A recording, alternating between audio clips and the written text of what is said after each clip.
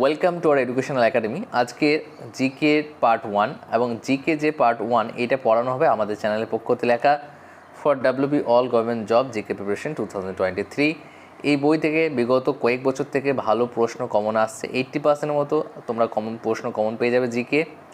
এবং এখানে যেগুলো অ্যাড রয়েছে ইতিহাস, ভারতের সংবিধান, জীবনবিজ্ঞান, অর্থনীতি, ভূগোল, রসায়নবিদ্যা, পদার্থবিজ্ঞান, স্ট্যাটিস্টিক্স এবং কারেন্ট অ্যাফেয়ার্সটা তোমরা যারা বাই করবে তোমাদের জন্য কারেন্ট অ্যাফেয়ার্সটা 6 মাসের আগে কারেন্ট অ্যাফেয়ার্স যেটা তোমাদের পরীক্ষা 6 মাস আগে সেগুলো কিন্তু ফ্রিতে দেওয়া হবে।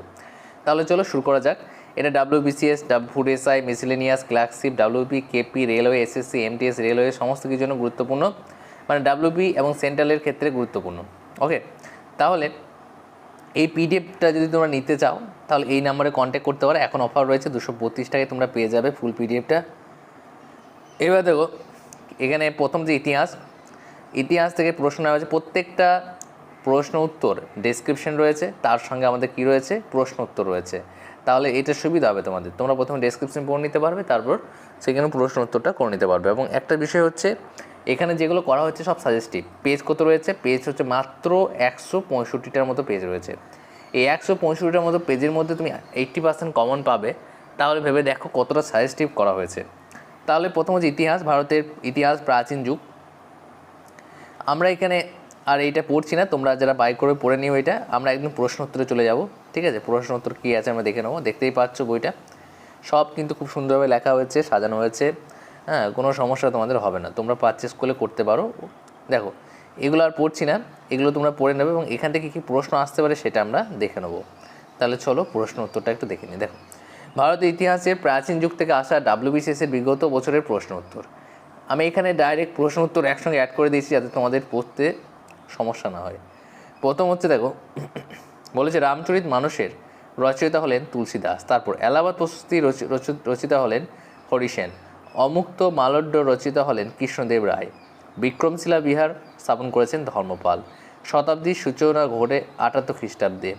সন্ধ্যাকর নন্দী পাল বংশের সভাকবি ছিলেন, পাল রাজবংশ সভাকবি ছিলেন। তাহলে এইখানে এই যে প্রশ্নগুলো তোমরা দেখতে পাচ্ছ এগুলো বিভিন্ন পরীক্ষায় বারে বারে এসেছে, ডাব্লিউবিসিএস এসেছে, তারপর 2020 সালে কি এসে দেখে নাও। আর তোমরা যেটা নেবে আর কি 2022-এ ডাব্লিউবিসিএস যেটা হয়েছিল 23-এ সেটাও কিন্তু অ্যাড করে দেওয়া হবে।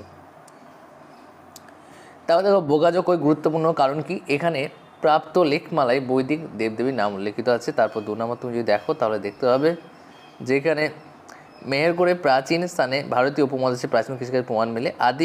তারপর দেখো আধুনিক বৈদিক যুগের সভা এবং সমিতি দুটি প্রতিনিধিমূলক সমাবেশের নাম পাওয়া যায়। এই প্রশ্নটা ডাব্লিউবিতে কিন্তু এসেছিলো এক্সাইজ কনস্টেবলে। তারপরে দেখো চাহনদারো ও কালীবঙ্গান উভয়ই বর্তমান রাজস্থান সীমানার মধ্যে অবস্থিত। এই তত্ত্বটি সিন্ধু সভ্যতার সম্পর্কে সঠিক হবে। তারপর 2019 সালে কি এসেছিলো দেখো, গৌতম বুদ্ধ নির্বাণ লাভ করেছিলেন বোধগয়াতে। মিচ্ছকটিকম নাটকের রচয়িতা হলেন শূদ্রক। গুপ্ত বংশের উত্তরাধিকারী হিসেবে সমুদ্রগুপ্তের পরবর্তী শাসক হন দ্বিতীয় চন্দ্রগুপ্ত। তারপরে হচ্ছে অশোকের লিপি ও ব্রাহ্মলিপি পাঠোদ্ধার করেছেন জেমস প্রিন্সেপ 1837 সালে। তিনি একজন ব্রিটিশ ফ্যাক্টরিতে কাজ করতেন, ঠিক আছে? মেহেরগড় স্থানটি ভারতীয় উপমহাদেশের প্রাচীনতম কৃষিকাজের সাক্ষ্য মেলে। এর প্রশ্ন কীভাবে হবে যে ভারতীয় উপমহাদেশের প্রাচীনতম কৃষিকাজের সাক্ষ্য কোথায় মেলে? মেহেরগড়, হরপ্পা, মেহেরগড়, এরকম অপশান দেওয়া থাকবে। তারপর 2018 দেখো সুরকোটাডা, লোথাল, ধওলাভিরা এই স্থানগুলো গুজরাটে অবস্থিত। বুদ্ধচরিত্র গ্রন্থের রচয়িতা করেছেন কে? অশ্বঘোষ। চন্দ্রগুপ্ত মৌর্যের সময় ভারতে আসেন কে? মেগাস্থিনিস। মহৎ রাজ্যটি বর্তমানে বিহারের পাটনা এবং গোয়া জেলাকে কেন্দ্র করে গড়ে উঠেছিল। তারপরে দেখে নাও 5 মিনিট কি 6 মিনিটের মতো ভিডিও করবো, তারপর আমি স্টপ করে দেবো, কারণ এখানে তুমি অল্প সময়ের মধ্যে অনেকগুলো প্রশ্ন উত্তর পেয়ে যাবে। আর বেশি বড় করতে চাইছি না, তোমরা যদি ভালো ফিডব্যাক দাও তাহলে অনেক বড় করা হবে। তাছাড়া তোমরা ম্যাথের ক্লাস পেয়ে যাবে, জিকে ক্লাস তো পাচ্ছ, জিআই ক্লাস পেয়ে যাবে, ইংলিশ ক্লাস পেয়ে যাবে এবং শর্ট ট্রিক এবং সাজেস্টিভ পেয়ে যাবে। আমাদের সঙ্গে যুক্ত থাকার জন্য সাবস্ক্রাইব করো, আমাদের সঙ্গে যুক্ত থাকো। তারপর 5 নম্বর হচ্ছে গৌতম বুদ্ধ তার বাণী প্রথম প্রচার করেছেন সারনাথে। গ্রিক লেখদের রচনায় স্যান্ড্রোকোটাস বলা হয় চন্দ্রগুপ্ত মৌর্যকে। কিতাবুল হিন্দ গ্রন্থটির রচয়িতা হলেন আল-বিরুনি। তারপর হচ্ছে বৃহৎ সংহিতা গ্রন্থটির রচয়িতা হলেন বরাহমিহির। স্কন্দগুপ্ত হুন আক্রমণ প্রতিহত করেছিলেন। রামচরণ শর্মা প্রাচীন ভারতের ইতিহাসের ওপর গবেষণা করেছিলেন এবং এর জন্য বিখ্যাত হয়েছিলেন। কাদম্বরী গ্রন্থটি রচনা করেছিলেন বাণভট্ট।